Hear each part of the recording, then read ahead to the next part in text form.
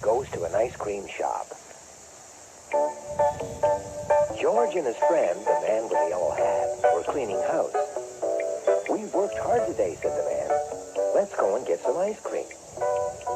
So they got in their little blue car and drove to town. "Look, George, there's a new place on Main Street," said the man. "Looks good. Let's give it a try." "We've come to taste your ice cream," said the man. "I'm glad someone has," said Mr. Herb, the owner. "Come on in. I just opened the place and no one knows I'm here." "I'll have a strawberry cone," said the man with the yellow hat. Mr. Herb dipped out a scoop of strawberry. "I have some errands to do, George," said the man. "Have some ice cream, but don't get into trouble." "Take your time, George," said Mr. Herb. "I've got a lot to do." George couldn't make up his mind. He looked around. There were so many flavors. Mr. Herb was filling a bowl with ice cream. "This is a special order for a party," he said. "My first big one since the store opened. It's got to be just right." George was curious. Could he do that too? When Mr. Herb went to answer the phone, George climbed on the counter and picked up the scoop. He dipped it in the banana ice cream and put it in the bowl. Then he dug into the strawberry and put it next to the banana. Then the nutty walnut, then raspberry, then vanilla. Soon there was a mountain of ice cream in the bowl. George was just about to put orange sherbet on top of peppermint pink when Mr. Herb returned. "George," he yelled, "that's not what my customer ordered. Now I have to start all over again. Get away from here." Mr. Herb was angry.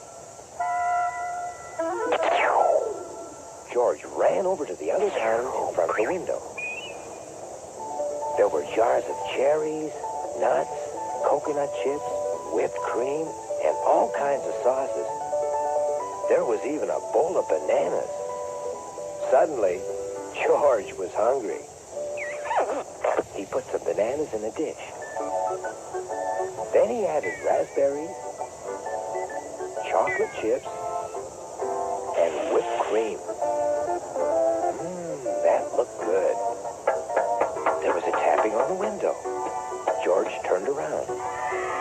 Outside, there were lots of children cheering and pointing at him. "Add some nuts, George," called a boy. "Try the sprinkle," said a girl. "Don't forget the cherry on top." How could George forget the cherry?